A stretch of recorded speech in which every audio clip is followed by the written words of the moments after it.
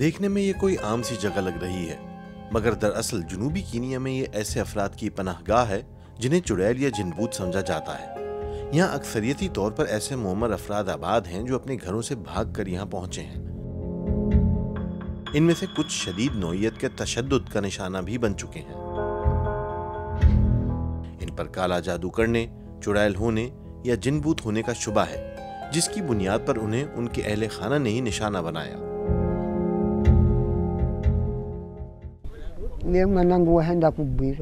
میرے بیٹے نے ان کی بات سنی اور اسے سچ مان لیا۔ محلے والوں نے اس کے ذہن میں زہر بھرا۔ میرا بیٹا تو مجھ سے بہت محبت کرتا تھا، انہوں نے اسے میرے خلاف کر دیا۔ کادزو نگالا پچھلے 2 برس سے اس کیمپ میں رہائش پذیر ہیں۔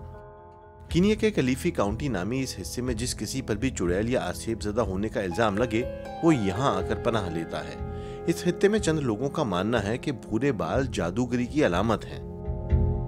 معاملہ اس قدر سنگین ہے کہ نوجوان اپنے بڑے بوڑھوں کو قتل تک کر رہے ہیں۔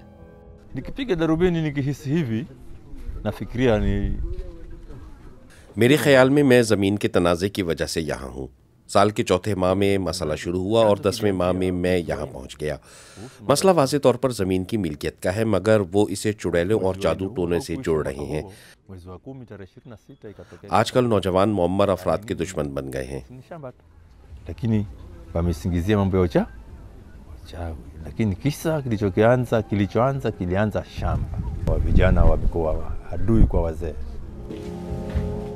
یہاں کے رہائشیوں کو صرف بنیادی سہولیات ہی میسر ہیں، کھانا پینا بھی بس گزارے لائق ہی ہے۔